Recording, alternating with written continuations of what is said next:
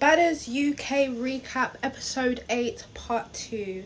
If you haven't seen my BADDERZ recaps, make sure that you scroll down on my page or click the link in my bio and go watch them on my YouTube video. Oh yeah, and guys, just to let you know, I have ordered myself a microphone, okay? I know you guys always message me and be talking about, oh, there's noise in the background, Don't worry, I've got myself a microphone. It should be here.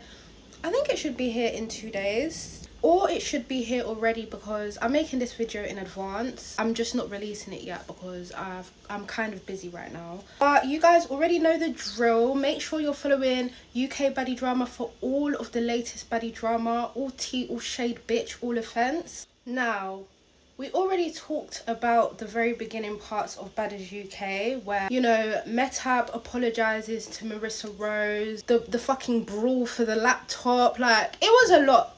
It was a lot in the first half. But we're on to the second half now, where I just find it weird after the brawl that Miss Cookie Girl is sat there in front of the camera talking about, oh, I was sleeping, I didn't know the fight was going on. Like, I'm not going to let that slide because everyone knew that fight was going to happen. There's no way you could have been in the BADDERZ house, Lani, who's bugging out about her laptop not being with her, and you're just oblivious. Like, no. Come up with a fucking better excuse next time. I feel like that Miss Cookie Girl is quite likeable, but I just didn't like that.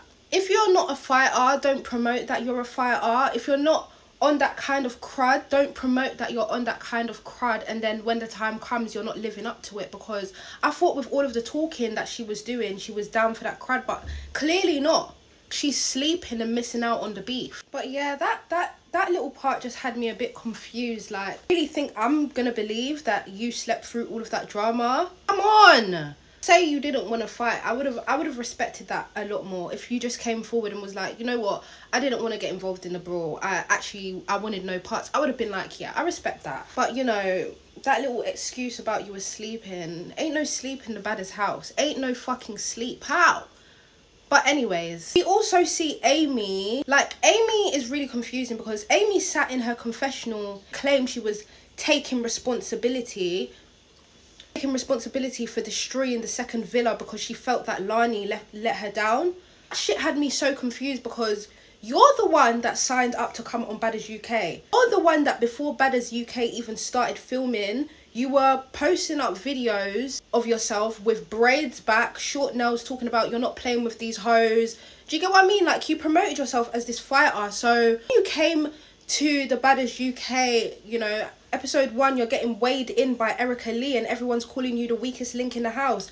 It wasn't giving what you promoted on the internet. That's just the reality of it. I just feel like because you could not beat up any other girl, you couldn't fight any girl physically, you decided to somehow show badness by, you know, destroying the villa of the woman that gave you an opportunity for a platform. I just see that as a really weak move. And I guess the girls voting you as the weakest link makes sense. Because sitting in your confessional talking about what you did is not taking accountability. What would have been taking accountability is saying that you paid for the damages that you caused because you wanted to, you know, have a little tantrum because you got violated, because you put on a persona that was not your persona. But, you know, I guess people live and they learn. So hopefully any shows that she's filming for next, she knows that she's the right fit for that show, not pretending to be something she's not.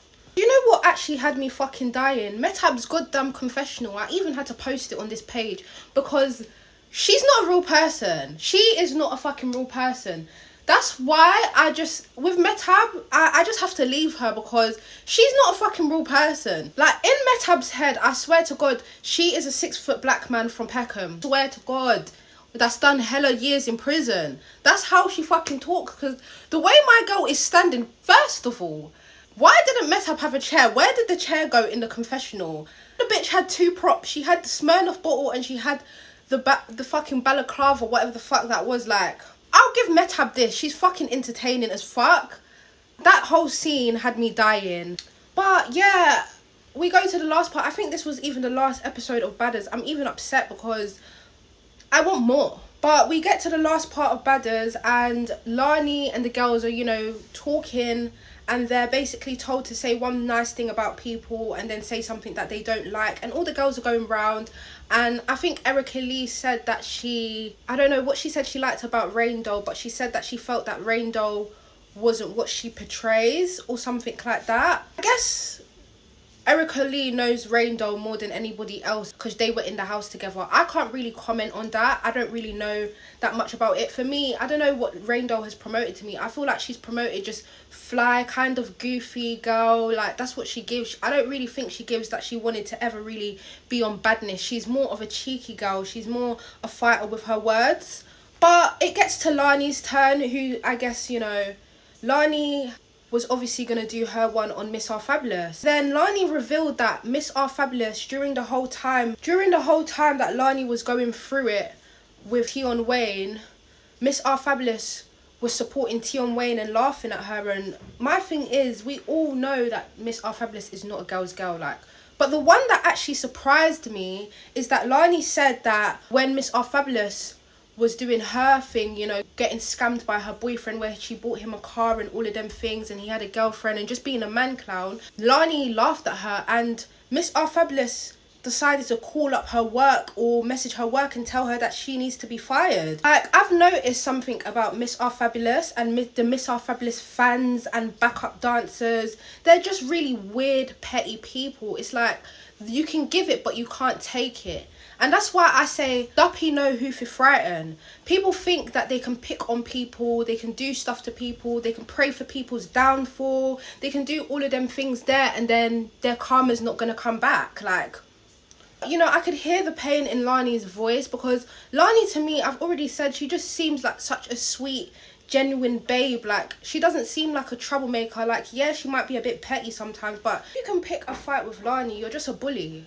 I'll be so real, like, you're just a bully. Oh fuck, she's a fairy. She's literally a fairy. But yeah, I guess that's it so far for all of the BADDERZ stuff. I mean, there wasn't really that much to talk about because not a lot happened. It was more like the outcome of what had happened in the previous events that this last episode was about. I'm going to talk about BADDERZ as a whole. Like, I see a lot of people talking and saying that, oh, it's nothing to compare to Baddies East, like, it's so embarrassing, it's nothing like Baddies East. I don't think it's fair to compare what Lani is doing to a show that's supported by a whole network. Even Bad Girls Club, that show had a whole network behind it. Lani is one woman, and I feel like people need to give her flowers for what she's done, because that shit is not easy, having production, having all of this all done by herself as well. Come on. I feel like I'm ready to see BADDERZ season 2. I'm ready to actually watch it, talk on it. I'm involved in the BADDERZ, you know, saga. Shout out Lani for giving me some content to talk about, because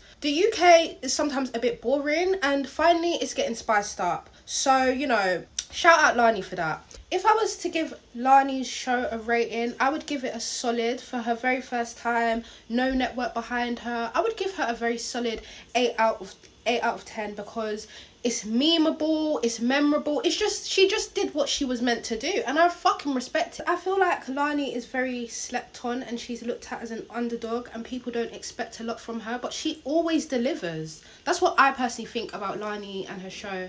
And I love how she's given girls a platform to build a name for themselves as well. I feel like that's some boss bitch shit, and it's really nice to see an influencer doing stuff for other people instead of just being a fucking hater. I love that. Wrapping this up, this is my last BADDERZ recap, I guess, till, you know, Lani gives me some new content. But, you know, make sure you like, comment and subscribe to my YouTube, guys. I last checked and UK Baddie Drama was at 300 views. Thank you, guys. I love the support. Make sure you listen to my new song, UK Baddie Drama. It's for the UK baddies, like, hello. Anyways, guys, I'm out. Make sure you go and check out my music on my other account, Ferrari Dream Girl, where I literally just dropped a song called Favorite Strain. And make sure you're streaming, viewing, liking, commenting on UK Baddie Drama. Mwah! UK baddie gonna act up, lip gloss gotta look good for the mix up. Rizzler, pink papers when I bill it. My money tall, yours midget. That bitch talking my name, are you kidding? I'm a baddie, I'm a villain. I've been a bad bee, no bumble. UK baddie ain't never been humble. This one here for the UK baddies, got a drama, got a beef like Patty. You can get smoked like Cali, talking my name, don't get caught lacking. Real bad girl like Riri, come see me, no internet capping. Real bad girl like Riri, sing sweet songs as well as the rapping.